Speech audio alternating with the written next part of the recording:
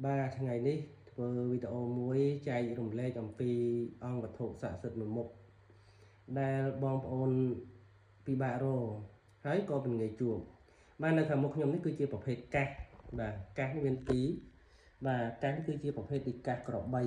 và cáរបស់ក្របបីចឹងសត្វក្របបីសត្វដំរីសត្វខ្លានេះគេគោរពបូជាមានអានុភាពដូចគ្នាចឹងណាបងប្អូនបាទកាសណាក៏ប្រកែដែរឬក៏យើងអាចនិយាយម្យ៉ាងទៀតថានាងពួនក្នុងក្បាលរបស់សត្វក្របីចឹងប្រភេទនេះកាសក្របីនេះវាពិបាករកជាងស្នែងក្របីបក់ធ្លុះបាទមិនថាឃ្លាចបក់ធ្លុះឬក៏ខ្មៅបក់ធ្លុះទេបងប្អូនចឹងណាទោះថាស្នែងក្របីបក់ធ្លុះពិតប្រកបពិបាករកតែនៅតែមានអ្នកប្រើនឹងច្រើនអ្នកដែលឲ្យតែអ្នកឆ្លាញ់គោរពខាងជំនឿវត្ថុស័ក្តិសិទ្ធិហ្នឹងគឺតែងតែមានតែស្នែងក្របីបក់ធ្លុះតែបើនិយាយពីកាសនេះវិញគឺពិបាកបាទពិបាកក្នុងការរកណាហេតុអីព្រោះវាកម្រមានអញ្ចឹងណាបងប្អូនបាទហើយនេះរៀងដោយព្រះខ្វាមអញ្ចឹងអង្គឈ្មោលនេះចំណែកអង្គមួយទៀតនេះគឺ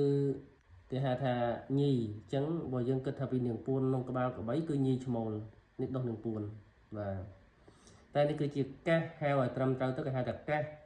ក្របីនាងពួនក្នុងក្បាលក្របីឈ្មោះតែមួយទេសរុបទៅក្តីមកហៅថាកាសរបស់ក្របីនឹងឯងបាទចឹងអានុភាពនៃកាសក្របីនេះគឺប្រើបាន100គុណបាទចម្រើនទាំងមុខរបររស់ស៊ីចម្រើនទាំងការងារបាទធ្វើការព្រោះឲ្យរឿងជំនឿនៃកាសក្របីនេះវាតកតងរឿងជាមួយនឹងដៃជោមាសដែរអញ្ចឹងជំនឿនៃកាសក្របីនេះមកទល់សពថ្ងៃនេះគឺជាង400ឆ្នាំហើយបាទដែលខ្មែរយើងជឿលើកាសក្របីនេះបាទអញ្ចឹងគេថាអានុភាពនៃកាសក្របីនេះគឺពូកែចម្រើនខាងមុខរបររស់ស៊ីមុខជំនួញនិងប្រកែជួយឲ្យចម្រើនខាងបុណ្យស័ក្តិអញ្ចឹងណាបងប្អូនបាទហើយជំនឿលើកាសក្របីនេះបងប្អូនវាយក្នុង YouTube ទៅតើកាសក្របីហ្នឹងមាន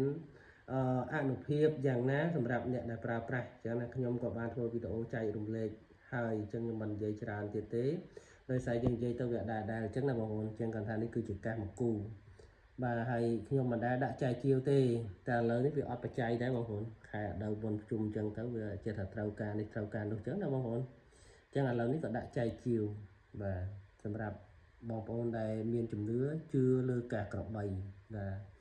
តែតម្លៃគួរសមដែរណាបងប្អូនមិនធូរទេព្រោះខ្ញុំយកមកក៏ថ្លៃដែរអញ្ចឹងណាបងប្អូនអញ្ចឹងបើបងប្អូនមាននិស្ស័យបាទអាចចែកជាវ1អង្គក៏បាន2អង្គក៏បានតាមធនធានឬក៏តាមជំនឿរបស់បងប្អូនស្រឡាញ់អញ្ចឹងណាបងប្អូនបាទនៅរដូវបុណ្យជុំនេះហើយបើអត់មាននិស្ស័យទេលោកមាននិស្ស័យជាមួយខ្ញុំនៅជាមួយខ្ញុំតទៅមុខទៀតអញ្ចឹងណាបងប្អូនបាទជាប្រភេទនៃកាសក្របីសូមអរគុណ